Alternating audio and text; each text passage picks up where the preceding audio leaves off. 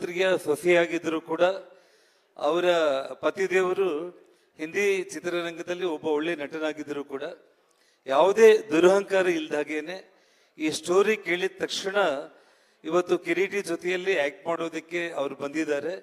ಅವ್ರ ಪಾತ್ರ ಬಹಳ ಅದ್ಭುತವಾದಂಥ ಪಾತ್ರ. ಇಡೀ ನಮ್ಮ ಕರ್ನಾಟಕ ಆಂಧ್ರ ಮಾತ್ರ ಅಲ್ಲ, ಇಡೀ ದೇಶನೇ ಮೆಚ್ಚುವಂಥ ಪಾತ್ರ. ಅವರು ಕಿರೀಟಿಗೆ ಆಶೀರ್ವಾದ ಮಾಡಿರುವಂಥದ್ದು.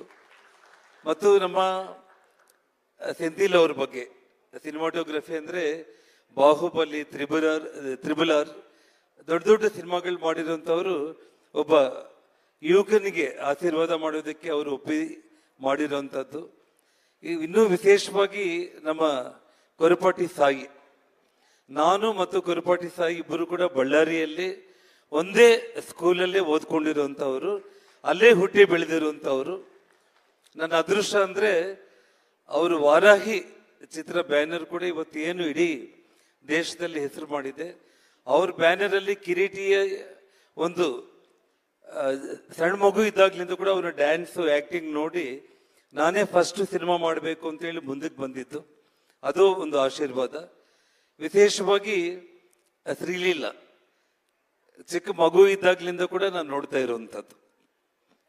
ಜೊತೆಗೆ ಅವರ ತಾಯಿ ನನ್ನ ಶ್ರೀಮತಿ ಲಕ್ಷ್ಮೀ ಅರುಣ ಅವರಿಗೆ ಬೆಂಗಳೂರು ಮಹಾನಗರದಲ್ಲಿ ಒಬ್ಬ ಒಳ್ಳೆ ಆತ್ಮೀಯ ಸ್ನೇಹಿತೆ ಯಾರಾದರೂ ಇದ್ರೆ ಅದು ಡಾಕ್ಟರ್ ಸ್ವರ್ಣಲತಾ, ಅದು ಶ್ರೀಲೀಲಾ ಅವ್ರ ತಾಯಿ.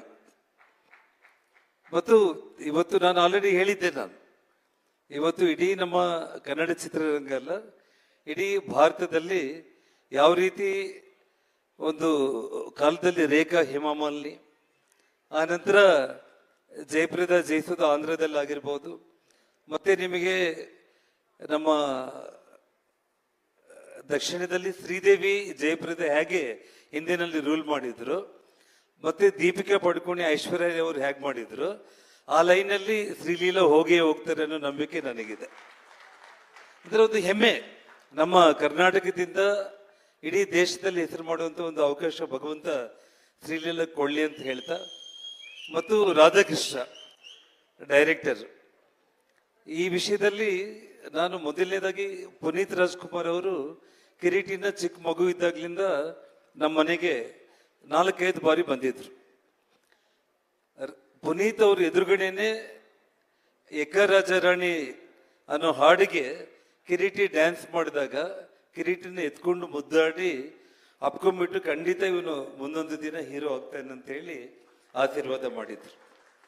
ಅದು ಏನು ವಿಚಿತ್ರ ಅಂತಂದ್ರೆ, ಅವನು ಹೀರೋ ಆಗ್ಬೇಕು ಅಂತ ತೀರ್ಮಾನ ಮಾಡಿದಾಗ ಪುನೀತ್ ರಾಜ್ಕುಮಾರ್ ಅವ್ರಿಗೆ ನಾನು ಫೋನ್ ಮಾಡಿದೆ.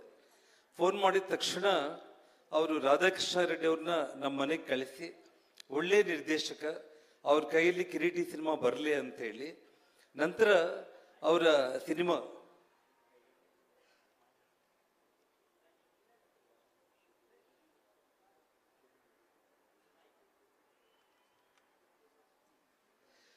ಯಾಕಂದ್ರೆ ಸಿನಿಮಾ ಹೆಸರು ನನಗೆ ನೆನಪಿಗೆ ಬಂದಿಲ್ಲ, ಜೇಮ್ಸ್ ಮೂವಿ ಅವರ ಕೊನೆ ಸಿನಿಮಾ. ಆ ಸಿನಿಮಾ ಶೂಟಿಂಗ್ಗೆ ಕಿರೀಟಿನ 10 ದಿವಸಗಳ ಕಾಲ ಪ್ರತಿದಿನ ಬೆಳಿಗ್ಗೆ ಕಿರೀಟಿನ ಕರ್ಕೊಂಡು ಈ ಪ್ಯಾಲೇಸಲ್ಲಿ ಎಲ್ಲ ಕಡೆ ಶೂಟಿಂಗ್ ಆಗ್ತಾ ಇದ್ರೆ, ಪ್ರತಿದಿನ ಕಿರೀಟಿನ ಕರ್ಕೊಂಡು ಹೋಗ್ಬಿಟ್ಟು ಶೂಟಿಂಗ್ ಗ್ಯಾಪಲ್ಲಿ ಯಾವ ರೀತಿ ಡಿಸಿಪ್ಲಿನ್ಡ್ ಆಗಿ ಹೇಗೆ ಮುಂದಕ್ಕೆ ಬರಬೇಕು, ನಿನಗೆ ಒಳ್ಳೆ ಭವಿಷ್ಯ ಇದೆ ಅಂತೇಳಿ ತುಂಬ ಆತ್ಮೀಯತೆಯಿಂದ 10 ದಿವಸಗಳ ಕಾಲ ಕಿರೀಟಿನ ಜೊತೆಯಲ್ಲಿ ಇಟ್ಕೊಂಡ್ರು ಪುನೀತ್ ರಾಜ್ಕುಮಾರ್ ಅವರು.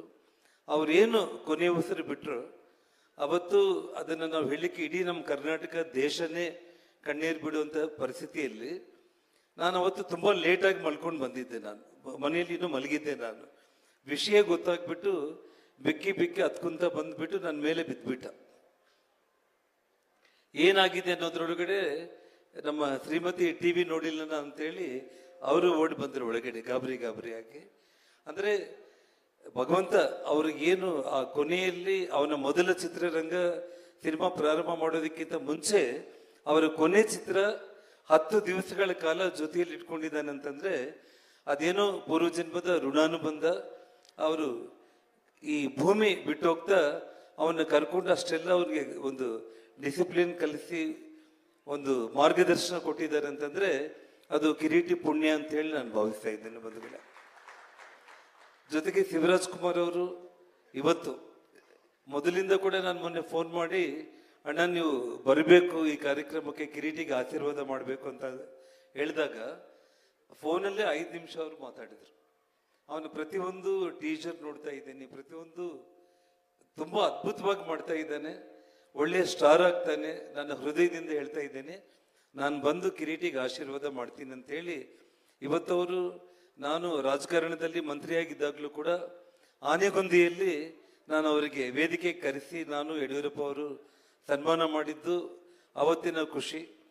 ಅದೇ ಒಂದು ರೀತಿಯಲ್ಲಿ 500 ವರ್ಷದ ಕೃಷ್ಣದೇವರಾಯರ ಕಾರ್ಯಕ್ರಮದಲ್ಲಿ ಪುನೀತ್ ರಾಜ್ಕುಮಾರ್ ಅವ್ರನ್ನ ಕರೆದು ಸನ್ಮಾನ ಮಾಡಿದ್ದು. ಇದೆಲ್ಲವೂ ಕೂಡ ನಾನು ಕಿರೀಟಿಗೆ ಒಂದು ಮಾತನ್ನ, ರಾಜಕಾರಣದಲ್ಲಿ ನಾನು ತುಂಬಾ ಎಮೋಷನಲ್ ಆಗಿ ಸುಷ್ಮಾ ಸ್ವರಾಜ್ಗೋಸ್ಕರ ರಾಜಕೀಯಕ್ಕೆ ಬಂದೆ. ಆದರೆ